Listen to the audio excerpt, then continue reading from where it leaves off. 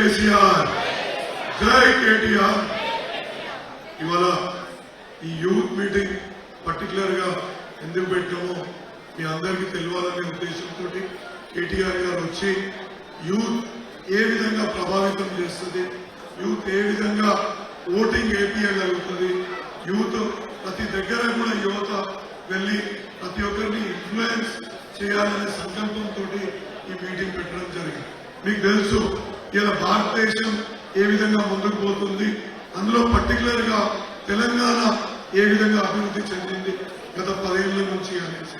ఇలా మనం చదువుకుంటున్నాం, వేరియస్ డిగ్రీస్ చేస్తున్నట్టున్నాం, లేకపోతే ప్రతి ఒక్క అంటే ఒకరు ఇలా చదువుకొని ఒకరు బిజినెస్ పెట్టుకోవాలా, చదువుకున్న తర్వాత ఒకరు నేను మంచి ఉద్యోగం ఒక మల్టీనేషనల్ కంపెనీలో నేను ఉద్యోగం సంపాదించుకోవాలా అనేది ఇక్కడ చాలా మందికి ఉండదు. ఎంతమంది బిజినెస్ చేద్దామనుకుంటున్నారు, ఎంతమంది మంచి మల్టీనేషనల్ లో ఉద్యోగం కావాలనుకుంటున్నారు. సో మీకు అందరికీ కూడా నేను ఒకటి ఇక్కడ ఆలోచించాల్సిన విషయం చాలా ఉంటుంది. మనం చాలా మటుకు ఏంటంటే మన సోషల్ మీడియా చూసి చాలా ప్రభావితం అయ్యే సందర్భాలు అనేకంగా ఉంటాయి. కానీ మన ఏరియాలో మనకేం కావాలా, మన హైదరాబాద్ ఏ విధంగా అభివృద్ధి చెందింది, ఈ హైదరాబాద్ అభివృద్ధి చెందడం మూలాన మనం ఎక్కడ మనకు ఉపయోగపడుతుంది అనేసి మీరు చాలా అబ్జర్వ్ చేసి ప్రతి ఒక్కరికి కూడా చెప్పాల్సిన బాధ్యత మీ అందరికీ కూడా ఉంటుందని నేను భావిస్తున్నాను. ఇవాళ మన తెలంగాణ తెచ్చినాక కేసీఆర్ గారు కేటీఆర్ ని ఐటీ శాఖ మంత్రి చేసింది. ఇలా ఒక కంపెనీని హైదరాబాద్ తీసుకురావాలనుకుంటే ఎంత కష్టమో మీకు తెలుసో తెలియదో కానీ అది మాకు తెలుసు. ఎందుకని చెప్తున్నా అంటే ఒక ఐటీ కంపెనీని హైదరాబాద్ కేంద్రంగా, ఎందుకంటే బెంగళూరు ఉంటుంది, ఢిల్లీ ఉంటుంది, పూణే ఉంటుంది, ఇంకా ఇతర ప్రాంతాల్లో అనేక మంచి సిటీస్ ఉన్నాయి. మరి హైదరాబాద్ ఎందుకు స్పెషల్ అంటే కేటీఆర్ గారు ఇక్కడ మౌలిక సదుపాయాలు కల్పించి మంచి రోడ్లు, మంచి బ్రిడ్జెస్, ఎక్కడ కూడా ట్రాఫిక్ ఆగకుండా ఏ విధంగా చేసిండో మీరు చూసి మనం హైటెక్ సిటీ దగ్గర పోతే మనం హైదరాబాద్ లో ఉన్నామా అమెరికాలో ఉన్నామా అని మీరందరికీ ఒకసారి అందరూ మీరే కాదు మేము కూడా కన్ఫ్యూజ్ అవుతాం. కాబట్టి ఎప్పుడు కూడా మీరు ఒకటి ఆలోచించండి, ఈ ఐటీ కంపెనీలు రావడం వల్ల మాకేమొచ్చింది సార్, మాకేమైంది అని మీరు అడగవచ్చు.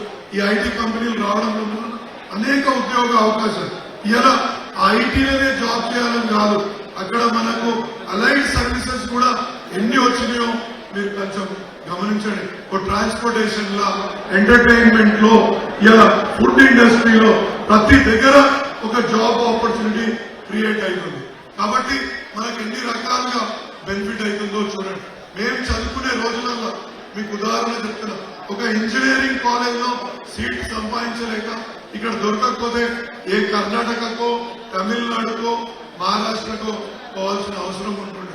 ఇలా మన ప్రభుత్వం కేసీఆర్ గారు గత 10 ఏళ్లలో ఇంప్రూవ్ చేసి ఇక్కడ చదువుకున్న వాళ్లకు ఇక్కడనే ఉద్యోగ అవకాశం, ఇక్కడనే ఒక బిజినెస్ పెట్టుకునే అవకాశాన్ని కల్పించే విధంగా ఇలా మనకు మౌలిక సదుపాయాలు కల్పించారు. మీకు ఒకటి తెలుసు, మీరందరూ కూడా సరే ఏ విధంగా ప్రభావితం అవుతారు, మీడియా పేపర్ చదువుతారా, న్యూస్ వింటారా, లేకపోతే సోషల్ మీడియా ద్వారా, లేకపోతే మీ ఫ్రెండ్స్ చెప్తే వింటారా నాకు తెలియదు. కానీ ఇలా the best IT minister in India అంటే ఎవరి పేరు గుర్తొస్తుంది మీకు?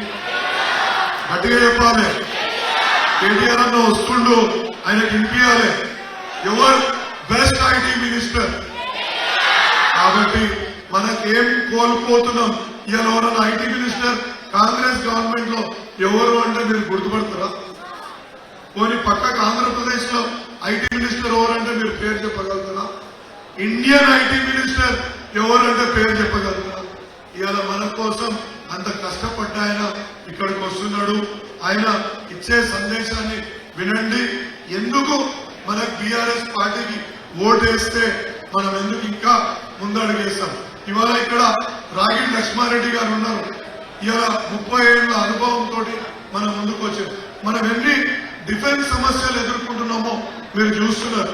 ఇరుకైన రోడ్లు, అలా కొన్ని రోడ్లలో పోనీయర్, అవన్నింటినీ అధిగమించాలంటే ఇవాళ మన రాగిడి లక్ష్మారెడ్డి గారు మనకు ఉండాలి.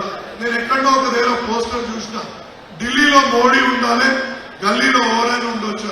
మీరు కూడా చూసిండొచ్చు. బీజేపీ ఎంతమంది చూసిన పోస్టర్ ని చూసిరు కదా. నేను అనేది ఏంటంటే ఢిల్లీలో మోడీలో మన కంటోన్మెంట్ లో ఏ ప్రాబ్లం ఉన్నాయో చెప్పాలంటే ఎవరు చెప్పాలి? మనకున్న గల్లీ లీడర్, మనకున్న ఈ ఎంపీ చెప్పగలుగుతాడు. కాబట్టి ఒక్కసారి ఆలోచించండి. ఆలోచించి ఈయనకు ఎంపీగా మనం భావోద్వేగాలకు గురి కావద్దు. మన సమస్యలు, మన ప్రాంత సమస్యలు ఏమున్నాయో దాన్ని దృష్టిలో పెట్టుకొని ఆయన ఓటేయాల్సిందిగా కోరుతున్నాను. బహుశా మీకు నిర్విధత గురించి, సాయన గురించి మీరు చిన్నపిల్లలు ఎప్పుడు ఓటేయకుండా, ఇవాళ నాకు 50 సంవత్సరాలు ఉన్నాయి. నాకు ఓటు హక్కు తెలిసిన సంధి నేను సాయన కుటుంబానికి ఓటేసిన. అంత మంచి మనిషి మనకి ఇంకెక్కడ కూడా దొరకడు.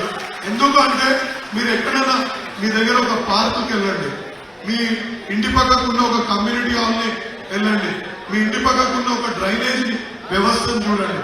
అక్కడ మీకు తప్పకుండా సాయన్న శిలాఫలకం కనిపిస్తుంది. Inaugurated by, funded by Sayanna కుటుంబం కనిపిస్తుంది. అంత సేవ చేసి. మీకు ఇంకొక విషయం తెలుసా? నాతో ఎప్పుడు మన సోదరి కొట్లాడుతుంది ఈ విషయం చెప్తుండే. ఏందన్నా ఆమె పంచాయతీ పెట్టుకున్నా, ఆమెతో దూరం ఉన్నా, ఆ ఫ్యాక్ట్ ఇలా ప్రజలకు సేవ చేస్తూ చేస్తూ సాయన్న 3 కూతురు, వాళ్ళకు ఒక్క ఇల్లు అంటే ఒక్క ఇల్లు కట్టియలే సాయన్న కుటుంబానికి. ఇలా ఉండడానికి కంటోన్మెంట్ లో ఒక ఇల్లు లేదంటే ఆశ్చర్యం అవుతుందా కాదు? ఇలా ఒక కార్పొరేటర్ అయితేనే ఎక్కడికి వెళ్ళిపోతారు, ఒక ఎమ్మెల్యే అయిపోతే ఎన్ని కోట్లకు పడిగెత్తారో మీ అందరికీ తెలుసు. అందుగురించి సాయన గొప్పతనాన్ని మీకు మీ తల్లిదండ్రులని ఇంటికెళ్ళి అడిగితే, మీ బస్తీలో ఉన్న ఆంటీ అంకుల్ని అడిగితే మీకు తెలుస్తుంది. కాబట్టి దయచేసి ఆలోచించండి. రేపు టుమారో ఫ్యూచర్ అంతా మీది. సో మీరు ఏ విధంగా ఇన్ఫ్లుయెన్స్ చేపించి మీరు ఎవరు మాకు మంచిగా చేపిస్తారు అనే విధంగా మీరు ఓటు చేయగలిగితే అది గొప్పగా ఉంటుంది. కాబట్టి శ్రీధరన్న ఆల్రెడీ ప్రెషర్ పెడుతున్నాడు. కారు గుర్తుకే గట్టిగా చెప్పాలి. ఇంత మంచిగా చెప్పి మీకు ఎక్స్ప్లెయిన్ చేసి